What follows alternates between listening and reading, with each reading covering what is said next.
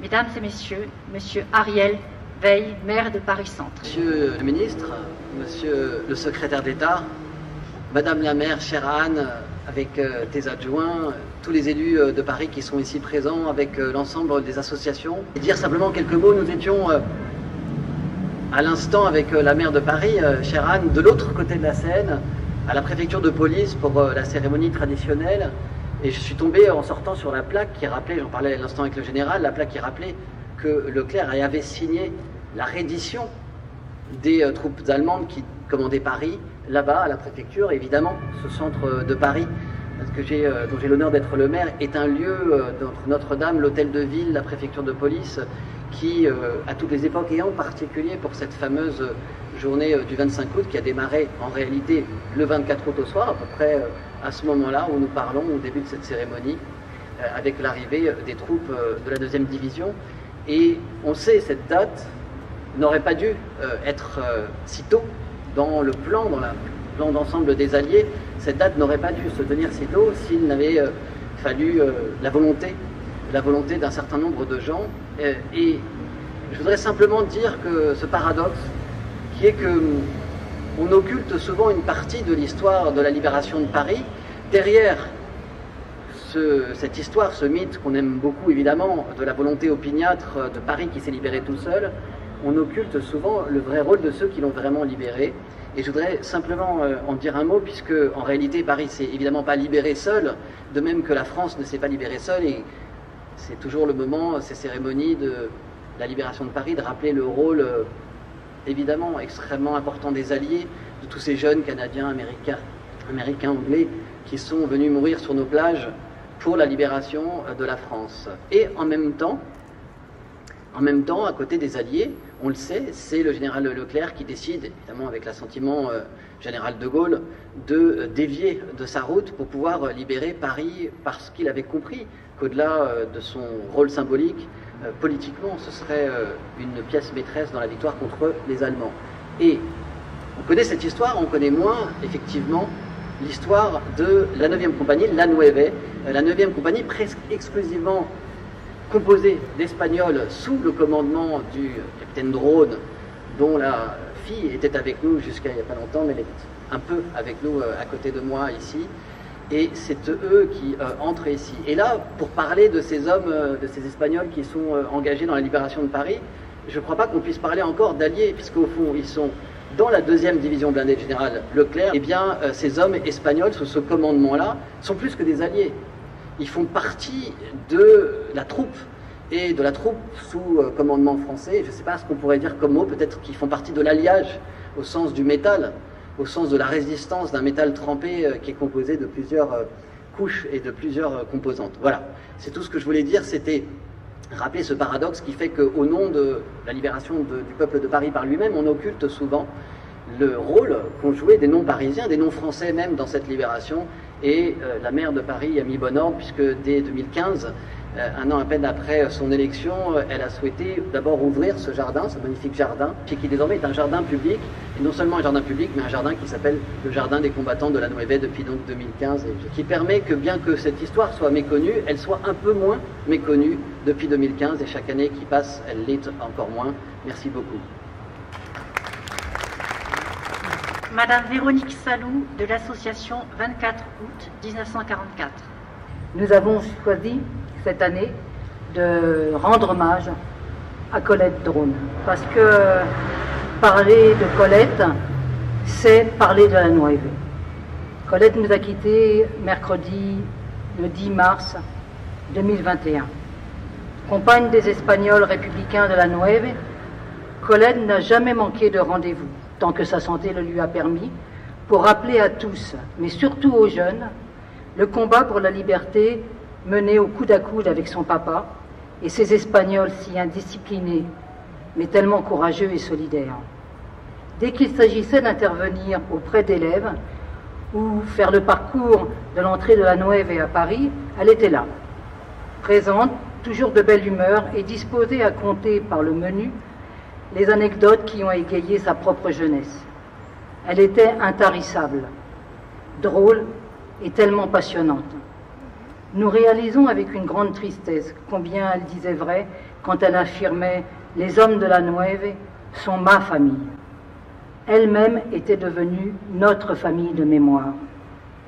Nous nous souvenons de sa visite au 33 rue des Vignoles, il fallait bien en parler. Les 33 rue des Vignoles, pour les visiteurs nouveaux, c'est le siège de la CNT espagnole en exil, le dernier lieu qui existe et qui doit être transformé en lieu de mémoire de l'exil espagnol, justement. Donc, nous nous souvenons de sa visite au 33 rue des Vignoles les 23 et 24 août 2018, où elle a accueilli avec une joie non feinte la famille Campos. Teresa Campos, fille de Miguel Campos, officier de la Nueve et disparu dans la campagne d'Alsace, et ses enfants. Ou encore, il fallait l'entendre rire quand elle racontait comment, sous le regard médusé du préfet à la préfecture où elle travaillait au service de l'urbanisme, elle s'est mise à danser avec l'huissier de son étage, qui était d'origine espagnole, ce 20 novembre 1975, en apprenant la mort du dictateur. Elle nous a écrit, en novembre 2020, elle souhaitait absolument laisser une trace de son adhésion au récit de son père. Elle voulait aussi réaffirmer son attachement à la Nueve. Il lui paraissait important d'insister sur les liens tissés entre ces Espagnols et sa famille. Elle voulait souligner l'affection de son père pour ces hommes et le respect de ces derniers pour lui. Nous vous engageons à lire sa déclaration sur notre site sous le titre « Colette Flandrin-Drône témoigne ». Pour elle, c'était un devoir de maintenir vive la mémoire des hommes de la Nueve. Ils s'étaient suffisamment illustrés sans besoin de légende. Le travail de mémoire pour sortir de l'oubli ces Espagnols antifascistes est une tâche dans laquelle nous devons être vigilants pour ne pas alimenter la fabrique des héros. En cela, nous rejoignons le combat de Colette. Dans l'existence, il est rare de rencontrer des personnes d'exception qui vous font regarder la vie sous un angle positif et rieur. Eh bien, Colette était de cela. Bavardez une fois avec elle, et vous aviez l'impression qu'elle était l'amie de toujours et essentielle à la poursuite de votre chemin de mémoire. Voilà. Merci. Je vais passer la parole aux descendants. Mar-Iluz Carino Lopez, Marie-Josée Cortés et Carmen Blanc. C'est avec beaucoup de tristesse et d'émotion que je vais vous lire ce texte en pensant à Colette. C'est en 2014 à Paris, lors de l'hommage rendu aux hommes de la Nueve, que j'ai fait la connaissance de Madame Colette Flandrin-Drône. Nous nous sommes retrouvés par la suite régulièrement aux différentes commémorations à Écouché en Normandie, à Paris où elle était toujours présente, à Madrid lors de l'inauguration de la stèle pour la Nueve, ainsi que pour le projet avec les élèves de Châteaudun. Au fur et à mesure de nos rencontres et de nos échanges, comme pour tous ceux qui la connaissaient, elle est bien sûr devenue naturellement Colette, car c'était une personne d'une grande simplicité, très à l'écoute des autres, ce qui d'emblée facilitait les relations. Pour moi, dont le père n'a jamais parlé de ce qu'il avait vécu durant cette guerre, Colette me fascinait par la connaissance qu'elle avait des hommes de la Nueve. Elle parlait d'eux, bien plus souvent que de son père d'ailleurs, avec un grand respect, mais aussi avec humour, ayant toujours des anecdotes sur les uns ou les autres. Elle mettait toujours en avant leur courage en tant que combattants. Colette concluait toujours ses interventions par cette phrase. « Que voulez-vous? Ils étaient ma famille. » Et on sentait à travers cette expression toute l'affection et la tendresse qu'elle portait à ces hommes. Toujours disponible pour les évoquer, je l'avais encore sollicité en 2019 pour un projet avec un enseignement espagnol et elle avait bien sûr répondu favorablement. Pour nous, les descendants et descendantes de ces hommes longtemps oubliés, elle leur redonnait vie et par ses propos réhabilitait leur mémoire. Je suis triste à l'idée de ne plus la revoir ou comme ces lycéens attentifs, ne plus pouvoir l'écouter pour nous faire partager ses souvenirs et ceux de sa famille sur cette Nueve dont elle était la mémoire. À mon tour de dire, tu vas manquer à nos familles.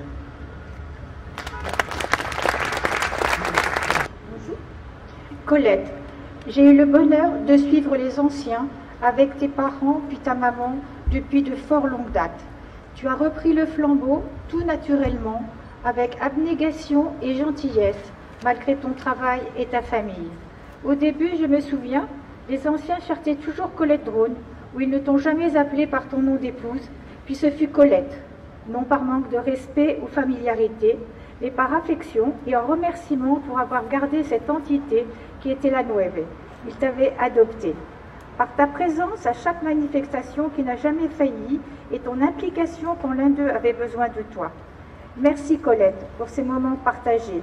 Je voudrais aussi remercier Jean-Louis, ton époux, et tes enfants. J'ai eu le privilège de côtoyer Colette Drone, qui m'a ouvert la porte de son appartement de Versailles ainsi que les archives de son père. Des très longues discussions que j'ai pu avoir avec elle, tant de vive voix qu'épistolaire, est née une amitié complice dans la quête de la mémoire. Son combat fut toujours et surtout celui de la vérité historique. Sur ce point, nous nous entendions remarquablement. Je me souviens avoir passé des heures auprès d'elle, chez elle, à décortiquer les faits et éplucher les documents. Elle avait souvent des anecdotes très drôles à me raconter à propos des uns et des autres. Et dans ma tête, j'entendais les voix de ces hommes à l'accent étranger qui tempêtaient, riaient ou chantaient comme elle les décrivait. Parfois, quand elle jugeait que l'histoire avait été distordue, transformée pour servir des intérêts obscurs ou des vanités de personnes, je voyais dans son regard, si on jouait habituellement,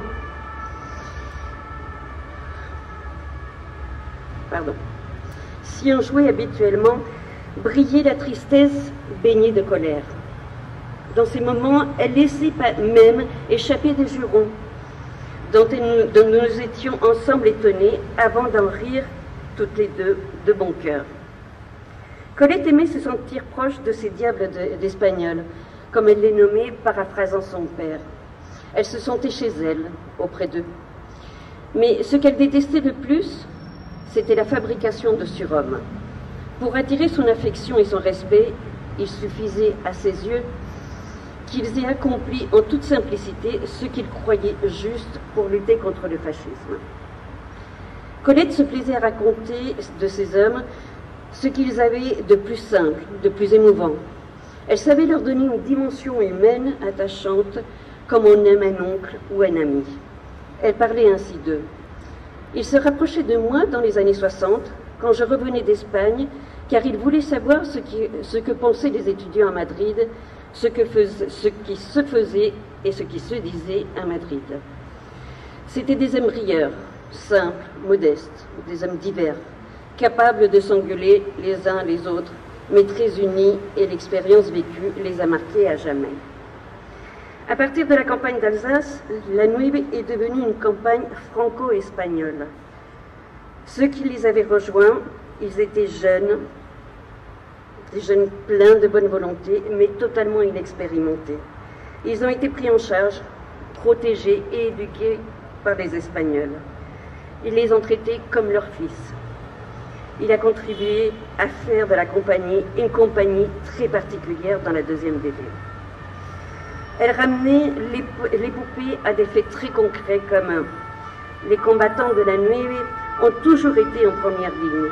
Elle est certainement une des unités qui a le plus versé de sang dans cette campagne. Beaucoup de blessés ont regagné la compagnie le plus vite possible, s'évadant des hôpitaux si nécessaire. Seuls les plus gravement atteints n'ont pu revenir. Colette poursuivait constamment deux chemins concomitants.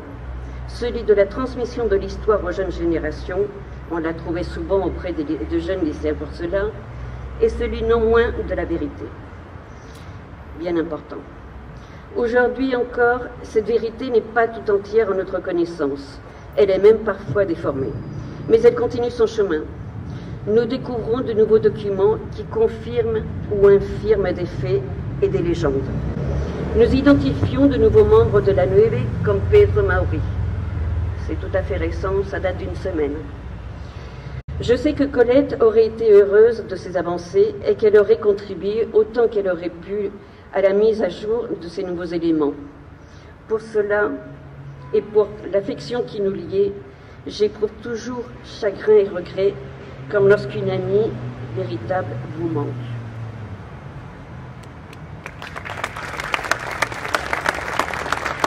Monsieur Aimable Marcelin de l'association 24 août 1944.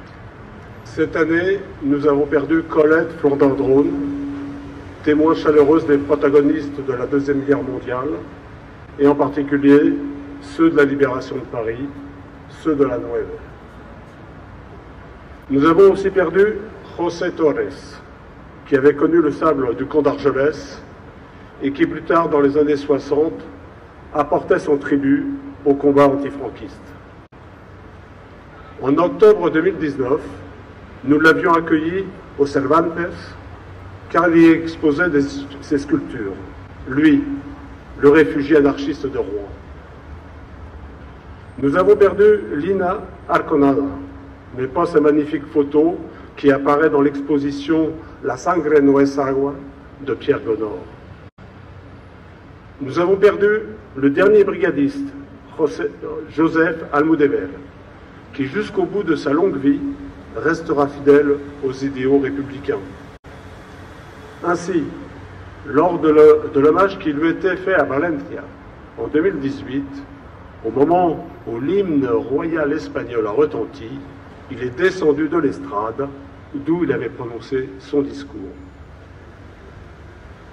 Nous avons aussi perdu Enric Melik du côté de Perpignan, résistant dès son plus jeune âge en France, combattant de la liberté jusqu'en Allemagne et toujours à la CNT jusqu'à son dernier souffle. Oui, bien sûr nous les perdons car c'est la loi naturelle de la vie.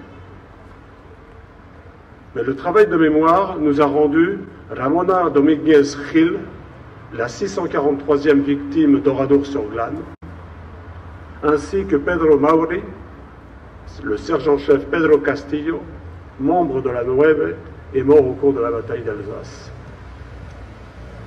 Entretenir leur mémoire, ce n'est pas les faire reposer dans une sorte de panthéon de nos héros, comme le disait Véronique au début de cette commémoration. C'est eux qui nous accompagnent dans tout ce que nous faisons pour entretenir leur mémoire dans le cadre de la grande histoire. Nous le disions déjà, cela fait quelques années, la mémoire, les grandes histoires et les petites, ne peuvent pas être fournies que par les institutions. Pendant les 40 ans de dictature, puis pendant la période de transition, aucune institution espagnole ne se préoccupait de l'exil républicain dans son ensemble. En France, les exilés se sont emparés de leur mémoire, souvent tout seuls, contre vents et marées, en publiant journaux, livres et brochures, et se convoquant partout en France, en juillet ou en avril, pour ne pas oublier leur lutte contre leur fascisme, et aussi leur lutte pour un monde nouveau. Et bien sûr ici à Paris, souvent dans la grande salle de la Mutualité, jusqu'à la mort de Franco. Le travail mémoriel dans les familles, dans les cercles amicaux et bien sûr dans les associations a été important pour faire connaître les engagements antifascistes de ces générations. À partir de 2004, les efforts de la ville de Paris ont permis un nouvel essor de cette mémoire. Cette année, encore endeuillée par la pandémie, les activités de notre association ont été réduites, mais on peut en faire ressortir une parmi d'autres. Celle de notre participation à Madrid à la journée de l'exil républicain que le gouvernement espagnol actuel a décrété le 8 mai. C'est Véronique qui, bien sûr, nous a représentés. Les efforts de reconnaissance, plus de 80 ans après, sont à noter non comme des victoires, il est trop tard pour ça, mais comme des avancées à ne pas négliger. Surtout, à un moment où en Espagne, comme un peu partout en Europe et dans le monde, se lève de nouveau un vent mauvais. Pour nous, avoir choisi le 8 mai a une grande signification. Cela pour deux raisons. La première, les seuls Espagnols à pouvoir se prévaloir de la victoire sur le nazisme sont les républicains de l'exil. 35 000 d'entre eux, d'entre les 300 000 à être restés sur le sol français, ont péri dans les combats de la résistance, dans les forces françaises libres, dans les armées alliées ou dans les camps d'extermination nazis. Anarchistes, socialistes, communistes et républicains, ont mêlé leur sang. Si un jour il doit y avoir un drapeau espagnol lors de cérémonies de la victoire sur le nazisme, c'est celui de la République. L'autre, l'actuel, servait sur le front russe aux côtés des nazis. La deuxième raison, c'est que si ce 8 mai 1945 scelle le sort du nazisme hitlérien et le fascisme italien, celui de Franco aussi. Il restera aux commandes de l'Espagne. Les républicains espagnols ont payé leur tribut à la libération de l'Europe en pensant libérer toute l'Europe. Cela n'a pas été le cas. Ce 8 mai, journée de l'exil républicain en Espagne, nous le rappelle douloureusement. Il nous encourage à poursuivre notre travail pour ne pas oublier les hommes de la Nueve et toutes celles et tous ceux qui se sont levés pour la liberté. Merci.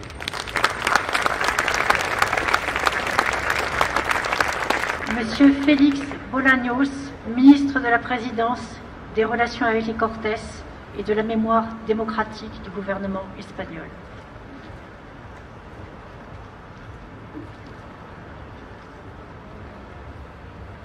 ¿Qué tal? Buenas tardes. Bonjour, bon après-midi.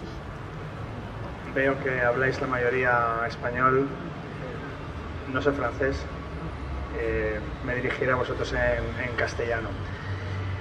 Alcaldesa, autoridades, miembros y representantes de la asociación 24 de agosto de 1944, familiares y descendientes de aquellos combatientes, amigos y amigas.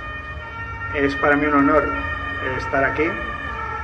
Es mi primer viaje oficial como ministro del Gobierno de España, lo soy desde hace apenas un mes y estoy encantado de que mi primer viaje sea a París, sea con la alcaldesa Anne Hidalgo y sea para conmemorar y para homenajear a aquellos combatientes de la 9. Chers amis, je sais que beaucoup d'entre vous parlent espagnol. D'ailleurs, je m'exprime en espagnol. Malheureusement, je ne parle pas français. Madame la maire, mesdames, messieurs les élus, chers représentants de l'association du 25 août 1944, chers descendants et proches des combattants espagnols, chers amis.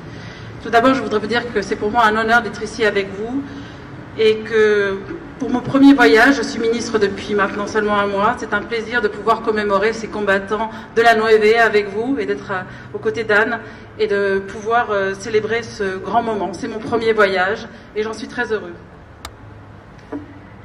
Y es también motivo de profunda emoción que hace 77 años, aquí, en un día como hoy y una hora como esta, vuestros ascendientes, aquellos combatientes de la 9, estaban a punto de liberar París. Y es un motivo de enorme emoción para vosotros, desde luego, pero también para mí, venir como representante del Gobierno de España a recordar ese momento y a deciros que el Gobierno de España no os olvida. J'éprouve aussi une émotion profonde au moment d'évoquer aujourd'hui, à cette même heure à laquelle allait commencer à être libéré Paris, vos ancêtres, ces soldats espagnols appartenant à la 9e compagnie de la 2e division, blindée du général Leclerc, il y a 77 ans, et qui allait libérer cette grande ville. Je suis très heureux et très touché d'être ici en tant que représentant du gouvernement espagnol qui ne vous oublie pas. Escribieron un capítulo glorioso de lucha contra el fascismo y de lucha contra el nazismo. Y ya lo habían escrito antes, porque habían también combatido en la Guerra Española. Y la Guerra Española no fue más que un prólogo de la Segunda Guerra Mundial. Los parámetros morales y políticos eran los mismos. Por eso los combatientes españoles se alistaban en las tropas aliadas que luchaban contra Hitler y contra Mussolini, al igual que las brigadas internacionales lucharon con los republicanos españoles, también contra el fascismo, también contra el dictador Franco. N'oublions pas que la guerre d'Espagne fut un prologue à la Deuxième Guerre mondiale. Lors de ces deux conflits, tous les paramètres politiques et moraux et l'ensemble des forces démocratiques étaient réunis pour s'opposer à la puissance de l'Axe. Ces jeunes combattants espagnols s'étaient déjà unis aux forces alliées pour combattre Hitler et Mussolini, mais auparavant, ils avaient rejoint les brigades internationales pour lutter aux côtés de l'armée républicaine et défendre les droits bafoués en Espagne. Por eso vuestros familiares, los héroes de la 9, pasaron a la historia por combatir el fascismo. y se les recuerda muchas veces por el nombre de sus vehículos, el Jarama, Guadalajara, Teruel, Brunete, Don Quijote, pero también recordémosle con sus nombres: Campos, Izquierdo, Moreno, o incluso por sus apodos: Canario, Montañés, o mi favorito, Cariño. Et ces héros de la Noé sont entrés dans l'histoire, ces héros qui sont vos proches, et on se souvient souvent d'eux par le nom des blindés. Alors Guadalajara, Jarama, Teruel, Brunete ou Don Quijote, il y a aussi leur nom qu'il faut rappeler: Campos, Izquierdo, Moreno, ou leur surnom: Cariño, Montañés, Canario, Cariño étant mon favori. Y también quiero aprovechar para mencionar algunos de los nombres que habéis recordado ya aquí en esta tribuna, las personas que me habéis precedido en el uso de la palabra. Y recuerdo a Rafael Gómez Nieto, una persona que también nos ha dejado en los últimos meses, y a Corinne Dron, la hija de Raymond Dron, que también ha desaparecido en los últimos meses. Con nosotros con ellos todo nuestro cariño, y siempre les tendremos en la memoria. Et je voudrais en profiter pour rappeler ceux qui nous sont disparus cette année, Gómez Nieto et aussi Corinne, la fille de Ramón Dron. Ils restent dans nos cœurs et nous nous souviendrons d'eux. Ellos combatieron cuando terminó la liberación de París. De hecho, fueron algunos de ellos, los que quedaron con vida, fueron los que llegaron a lo que se llamó el Nido del Águila, el búnker donde estaba refugiado Hitler. Por eso les homenajeamos también, porque fueron valientes, y tenemos que recordar que España, como Francia, hemos sufrido periodos de exilio y de falta de libertades. Et nous continuons à rendre hommage à ces personnes parce que nombre d'entre eux ont continué à se battre après la libération de Paris. Certains sont même arrivés devant le bunker d'Hitler. C'est pourquoi ils restent dans nos mémoires et nous continuons à les célébrer. Ils ont fait preuve d'énormément de courage, énormément de ferveur, et nous en sommes très fiers. Ellos lucharon por algo quizá más importante que una bandera, que son unos ideales, que es una lucha por la democracia, por la libertad, por los derechos humanos, por la dignidad de las personas. Y por eso les recordamos, y eso es memoria democrática, y esos son los valores europeos que todavía hoy inspiran a nuestro continente. Ces Espagnols courageux, ils ont lutté pour défendre des valeurs qui étaient importantes, des valeurs humanistes, et ils ont permis de construire une mémoire démocratique européenne extrêmement importante, cette mémoire qui défend nos valeurs et cette mémoire qui est la mémoire de l'Europe. Esa memoria y esos valores todavía son los que inspiran hoy Europa y la actuación de Francia y la actuación de España.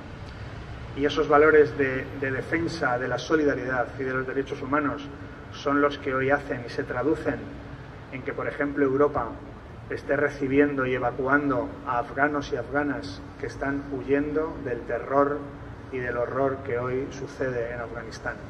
Son los mismos valores que también en su momento supusieron que Francia acogiera miles de exiliados españoles que tuvieron que salir huyendo también de una brutal dictadura que se avecinaba. Et ces valeurs sont celles qui inspirent l'Europe, la France et l'Espagne. C'est des valeurs de solidarité, de droits humains. Et c'est ces mêmes valeurs que nous appliquons et que nous défendons aujourd'hui lorsque, en Europe, nous décidons de recevoir ces réfugiés afghans qui fuient une situation terrible, une situation dramatique. En les accueillant, nous défendons ces mêmes valeurs, ces valeurs qui un jour ont permis à la France d'accueillir ces exilés qui fuyaient par milliers la dictature espagnole. Por eso hoy España es el corazón y el alma de Europa, porque recibe a todos los evacuados de Afganistán, de todo el Servicio Europeo de Acción Exterior, de toda la Unión Europea, y los recibe con solidaridad, con los brazos abiertos, igual que nos recibieron a nosotros, a los españoles en Francia. Et l'Espagne, en ce moment, est le cœur de l'Europe, car au cœur de l'Espagne, on reçoit tous ces réfugiés qui viennent chercher un accueil et qui, au sein de l'Europe, vont trouver la paix et qui, comme nous, à un moment, nous exilés, vous exilés espagnols, vous descendants des exilés espagnols, sont venus en France pour trouver cet accueil et trouver cette sécurité. El compromiso de España con los valores europeos y con los valores democráticos es firme y por eso lo demostramos no solo con la evacuación de afganos y de afganas, sino también con un proyecto de ley de memoria democrática que Fernando Martínez, nuestro secretario de Estado, impulsa y que yo tuve el honor de presentar en el segundo Consejo de Ministros al que asistí, una ley de memoria democrática que tiene que poner en valor la vida, el recuerdo, el homenaje a las víctimas de la dictadura y del exilio. Et cet engagement, il se traduit dans des décisions et notamment dans un projet de loi, le projet de loi de mémoire démocratique, qui est un projet et qui défend des valeurs fermes. Et ce projet, il est là aussi pour pouvoir reprendre ces différents éléments. Ce projet, il est porté par le secrétaire d'État, Monsieur Fernando Martínez, et j'ai pu le présenter lors du deuxième Conseil des ministres. Et il le défend vivement, il est là pour porter et que ne soit pas oubliée la mémoire de ces victimes, la mémoire de tous ces réfugiés. Esa ley de memoria que vamos a impulsar, que ya ha aprobado el Gobierno de España y que se está tramitando en las Cortes y que vendrá a mejorar una ley que tenemos de 2007, se basa en los 4 principios que cualquier país europeo, cualquier país occidental, cualquier país democrático rigen este tipo de leyes. Justicia, verdad, reparación y deber de memoria para no repetir los errores históricos que se cometieron. Et cette loi qui vient compléter une loi précédente de 2007, c'est une loi humaniste qui s'appuie sur 4 principes fondamentaux que sont la vérité, la justice, la réparation et le devoir de mémoire pour que l'histoire et que ces erreurs terribles ne se répètent jamais. Y vamos a adoptar medidas que estoy seguro que os gustarán en esa ley.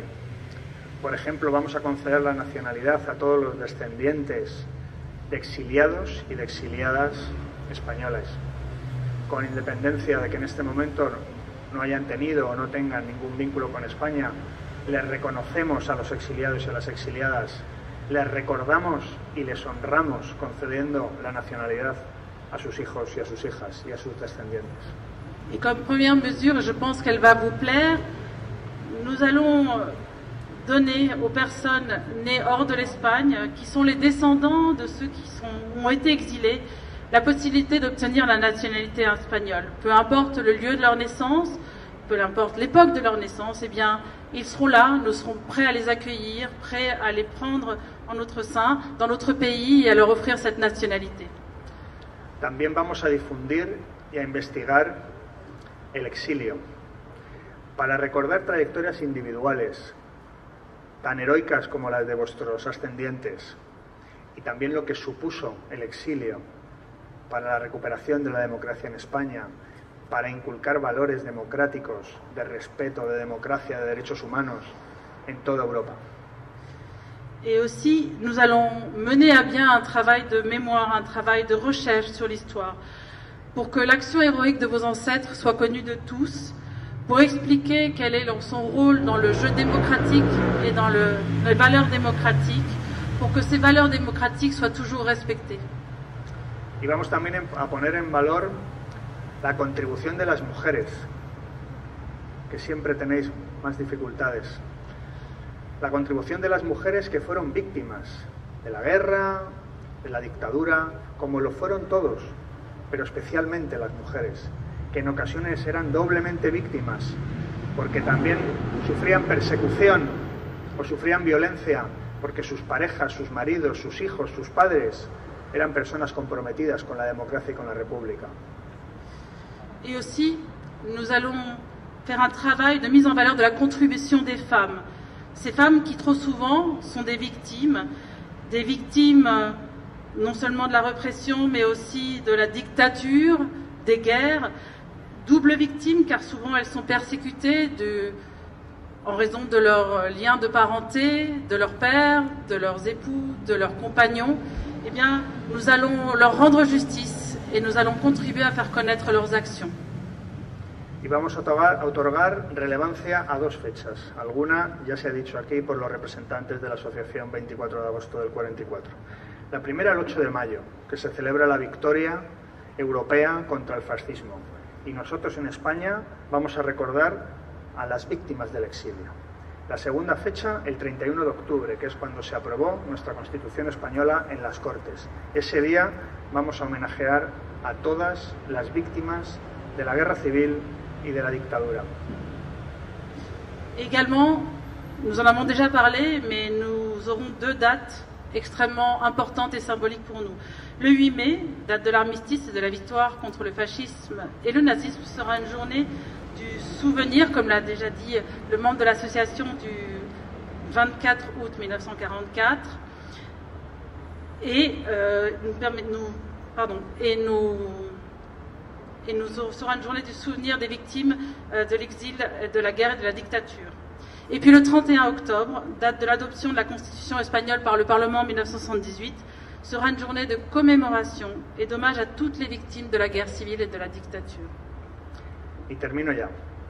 En primer lugar, agradeciendo a la intérprete su trabajo y lo difícil que se lo he puesto, porque las notas que traigo y lo que he pronunciado se parecen de alguna manera, pero no del todo. De tal manera que los que entendáis español y francés habéis escuchado dos discursos en lugar de uno. Et d'abord, je voudrais finir par remercier l'interprète qui vous remercie aussi. Et en expliquant que le discours que j'avais donné à l'interprète n'a plus grand-chose à voir avec celui que je fais, donc vous écoutez deux discours différents. Y lo segundo, y termino ahora ya, agradeciéndoos de corazón, en nombre del Gobierno de España, vuestro recuerdo y vuestro homenaje. Representáis valores democráticos, valores de derechos humanos, valores de solidaridad, que son lo mejor de Europa, lo mejor de Francia y lo mejor de España. Y vosotros lo representáis, como sois el ejemplo de los exiliados y de las exiliadas que tuvieron que salir de España huyendo de una dictadura atroz que sufrimos durante 40 años. Gracias de corazón. El Gobierno de España está con vosotros, está a vuestra disposición y no soy más que un humilde representante que viene a decíroslo. Gracias de corazón a todos vosotros y a todas vosotras. Et du fond du cœur, au nom du gouvernement espagnol, je veux vous rendre hommage et vous remercier à nouveau pour vos valeurs d'humanisme, de solidarité. C'est ce qu'il y a de mieux en Europe, c'est ce qu'il y a de mieux en France, et vous représentez aussi ce qu'il y a de mieux en Espagne, représentant de toutes ces personnes, tous ces exilés qui sont partis et qui sont la preuve que tout est magnifique en Europe et que la dictature espagnole, qui a duré 40 ans, les a fait énormément souffrir. Je ne suis que le simple représentant du gouvernement espagnol, mais du fond du cœur, je tiens à mon niveau à vous remercier de m'avoir invité et d'avoir accepté ma présence. Et je veux aussi vous rappeler que le gouvernement espagnol est à vos côtés, que nous ne vous oublions pas et nous sommes à votre disposition. Merci encore du fond du cœur. Muchas gracias.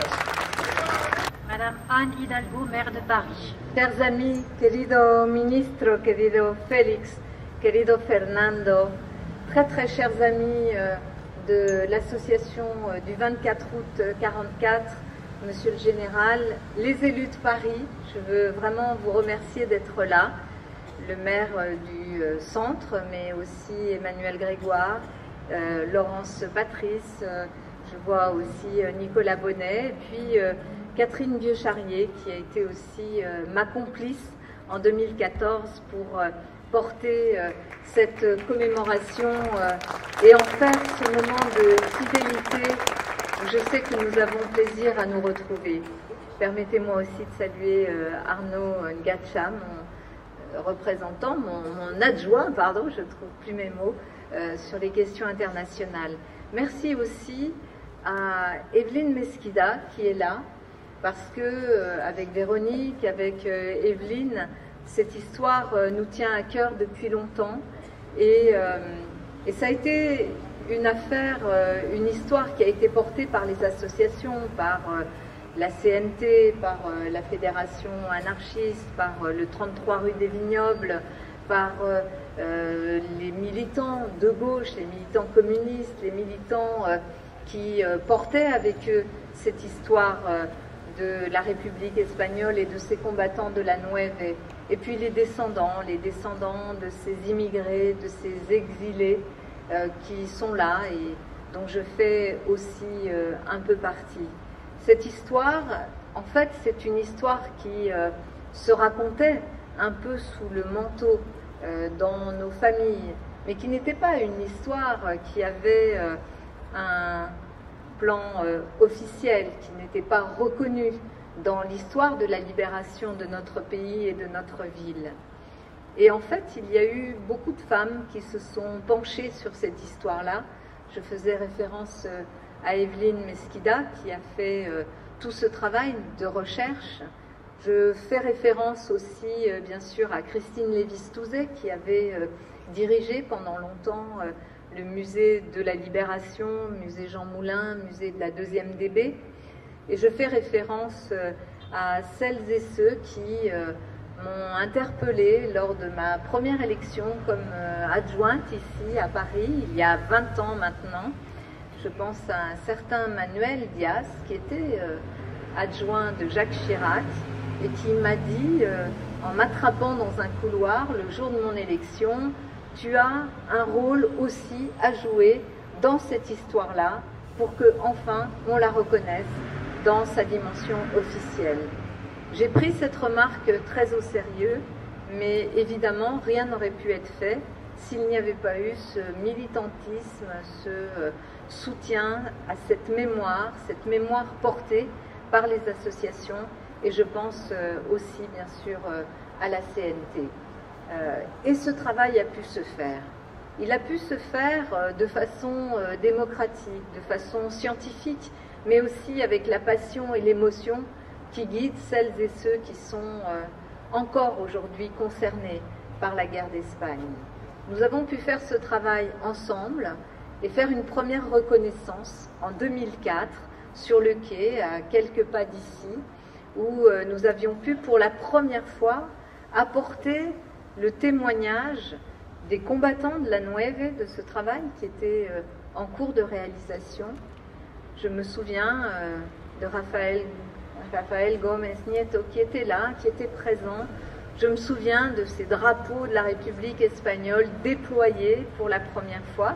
Et je me souviens aussi de la présence de représentants du gouvernement de Zapatero qui s'étaient déplacés et où nous avions pour la première fois, de façon beaucoup plus officielle, parlé de ces hommes de la Nueve. Et le travail ne devait pas s'arrêter là. Le travail s'est poursuivi jusqu'à l'inauguration de ce lieu et ce moment qui nous réunit chaque année. Et chaque année, nous sommes là pour rappeler la force de ces hommes, leur courage, leur vie d'hommes qui avaient combattu le fascisme en Espagne, qui avaient tout donné à cet idéal, qui venait de différents horizons, mais qui se reconnaissaient dans ce projet de la République espagnole. Et ces hommes n'ont pas hésité un instant lorsque la défaite du camp républicain a été scellée, notamment avec la chute de Barcelone et de la Catalogne. Ils ne se sont pas résignés, ils ont décidé de continuer, comme beaucoup d'autres d'ailleurs combattants étrangers, dont on parlera encore demain. Je pense bien sûr aux Arméniens, je pense aux Italiens, je pense aussi à des combattants allemands. Et demain, nous allons inaugurer aussi à Paris un lieu dédié à Die Weiße Rose, ces jeunes militants allemands, étudiants, qui avaient combattu le nazisme et qui l'ont payé de leur vie. Demain, nous allons inaugurer ce lieu aussi pour les commémorer. Parce que c'est vrai ce que a dit le maire du centre, cher Ariel, bien sûr que dans le récit français, Paris libéré par lui-même, par les siens, était une histoire qui avait aussi sa logique et sa pertinence. et je ne suis pas là du tout pour critiquer ce récit, parce qu'il y avait derrière ce récit aussi l'indépendance de la France à l'issue de la guerre. Parce qu'on le savait, la France avait résisté, la France avait cette résistance intérieure avec tous ses combattants, mais la France, bien sûr avec cette France libre qu'avait portée le général de Gaulle et tous les compagnons de la libération qui l'ont suivi, mais la France avait aussi été dans la collaboration. La France a connu aussi la rafle du Veldiv et bien d'autres rafles, avec évidemment la complicité du gouvernement et du gouvernement de Vichy. Et donc, il y avait ce risque pour la France à ne pas être reconnue comme une puissance au même titre que les Alliés. Et ce risque-là, le général de Gaulle l'avait mesuré. Et le récit de la libération de Paris, appuyé d'ailleurs sur l'insurrection qui précède l'arrivée des troupes de la 2e DB et du capitaine Drone, cette histoire-là est aussi une histoire qu'il nous faut remettre dans ce contexte historique et qui était sans doute le gage d'une possibilité pour la France d'avoir son indépendance et d'être reconnue au rang des nations qui avaient combattu le nazisme. Et de cette histoire-là, l'histoire avait effacé la contribution de tous ces étrangers qui s'étaient battus contre le fascisme et qui venaient prêter main forte aux forces de résistance et à la 2e DB, à la France libre. Et de cette histoire-là, il fallait bien sûr revenir, remettre le récit, l'histoire de la vie réelle de ces hommes dans la grande histoire, parce qu'ils ont contribué comme nul autre, je crois, à cette grande histoire. Et remettre cette histoire-là au jour, c'était bien sûr partir du récit, de la science, de l'histoire de leur vie quotidienne, mais aussi de l'histoire de leur engagement, et puis de ce que les historiens ont pu apporter pour que cette histoire soit aujourd'hui partagée. Et il n'y a pas une commémoration de la libération de Paris qui ne commence par le récit des hommes de la Nueve et par cette cérémonie du 24 août. Je me souviens ici même, il y a quelques années, lorsque Edgar Morin était venu aussi nous raconter, lui qui avait été résistant, lui qui tout jeune s'était engagé, lui qui avait assisté à l'arrivée des hommes de la Nueve ici sur le parvis de l'hôtel de ville. Il était venu nous raconter avec toujours cette force qui est la sienne. Edgar Morin, 100 ans cet été, était venu ici nous raconter ce moment de sa vie de jeune homme qui voyait la libération de Paris et qui avait vu ces combattants extraordinaires qui étaient les combattants de la colonne Drone et du capitaine Drone. Bien sûr, vous l'avez dit avant moi, beaucoup nous ont quittés, et comment ne pas regretter aussi Colette Drone, Colette qui a toujours été justement dans l'histoire de ces femmes qui ont permis de mettre à jour l'histoire de ces hommes de la Nueve.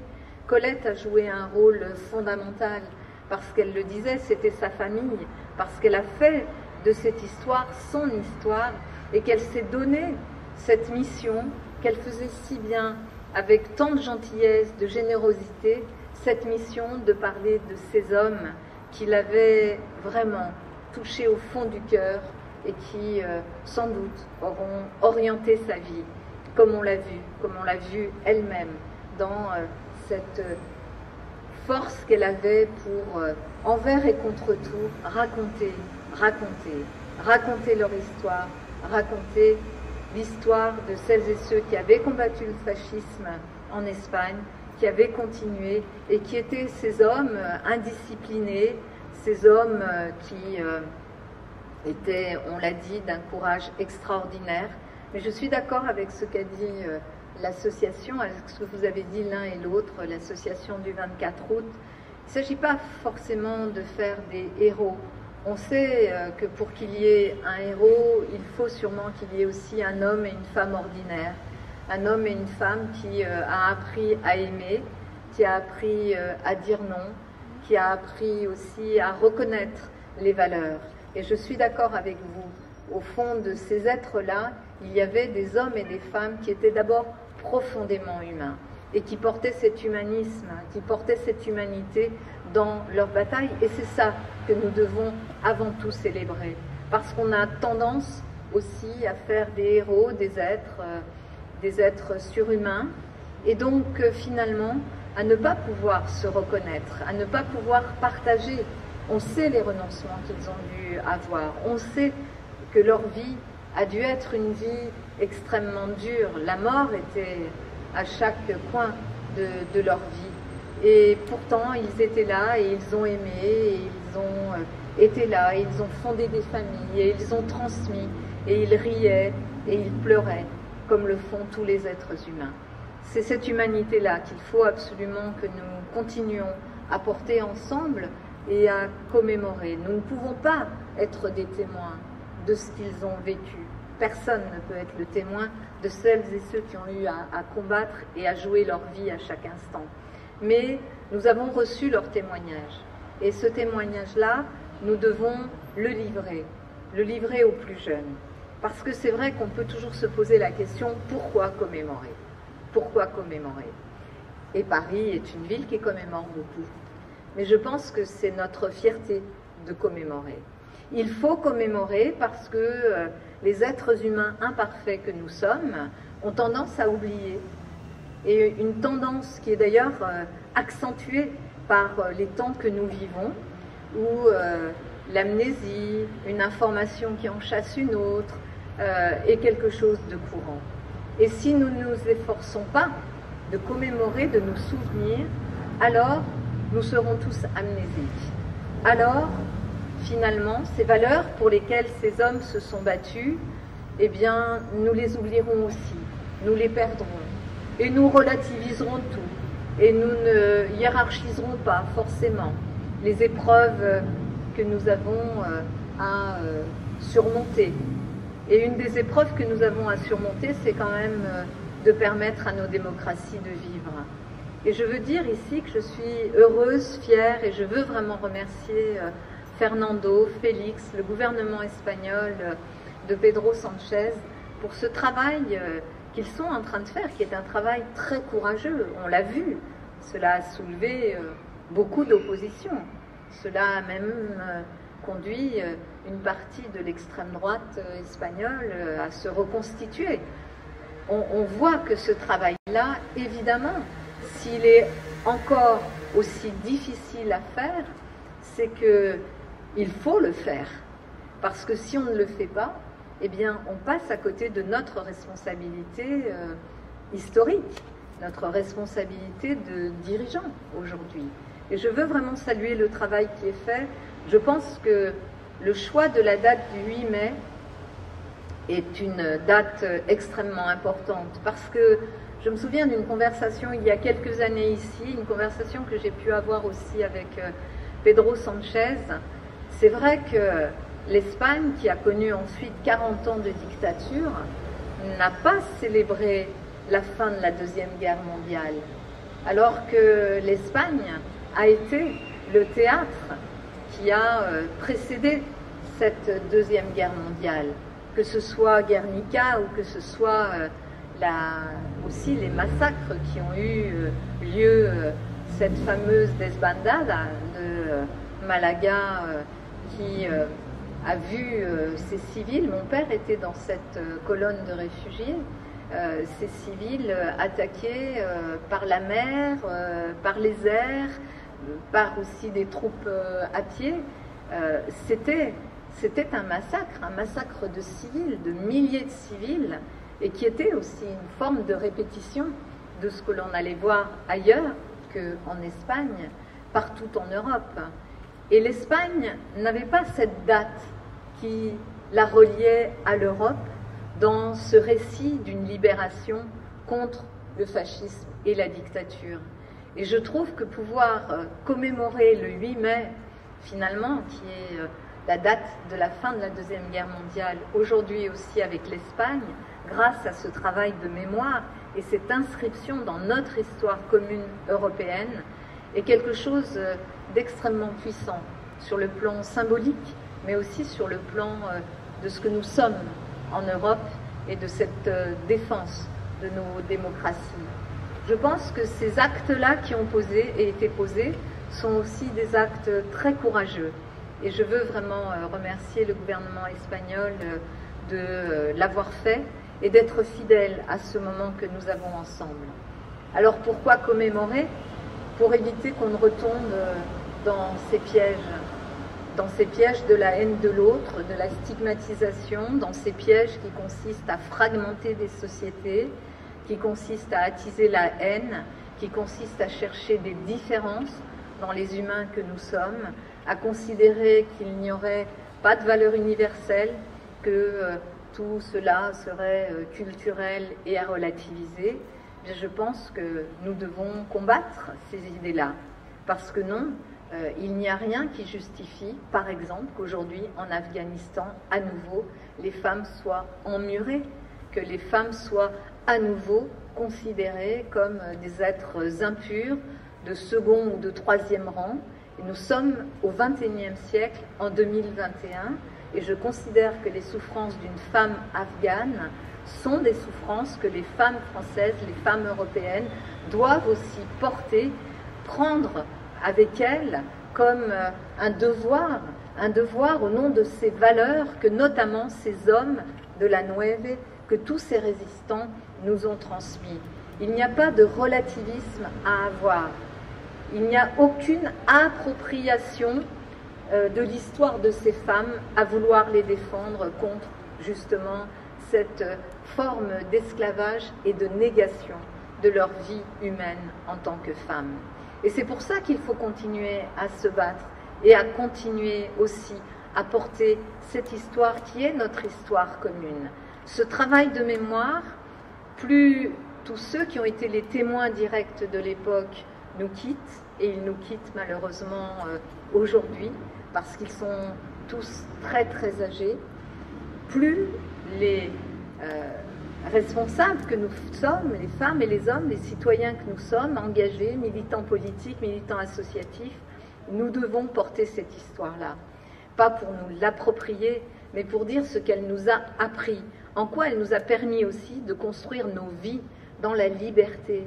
C'est ce travail-là que nous faisons. Alors ce travail de mémoire, ce travail de commémoration, c'est un travail que nous devons faire en direction de la jeunesse. Nous devons leur dire ce qu'ont été ces hommes. Nous devons leur raconter ces histoires, ces engagements, ce courage. Mais leur dire que, avant toute chose, c'était des êtres humains, comme eux, comme nous, comme les jeunes d'aujourd'hui. Que peut-être un jour, nous ne l'espérons pas, il nous faudra faire ce type de choix. Je ne l'espère pas. Et donc, pour que nous n'ayons pas à faire ce type de choix radical, eh bien, il nous faut préserver, travailler, faire en sorte que nos démocraties soient vivantes et que personne ne puisse nier que ces hommes qui ont combattu le fascisme nous ont fait le don de cet engagement, mais aussi nous ont donné une leçon de vie et une leçon d'histoire. Alors chaque année, nous nous retrouverons ici, fidèles à ces hommes, fidèles à Colette Drone, fidèles à son père, fidèles à celles et ceux qui ont la liberté en étendard et qui décident de leur vie, veulent continuer de décider de leur vie, mais sans écraser les autres. Merci à eux, merci à vous.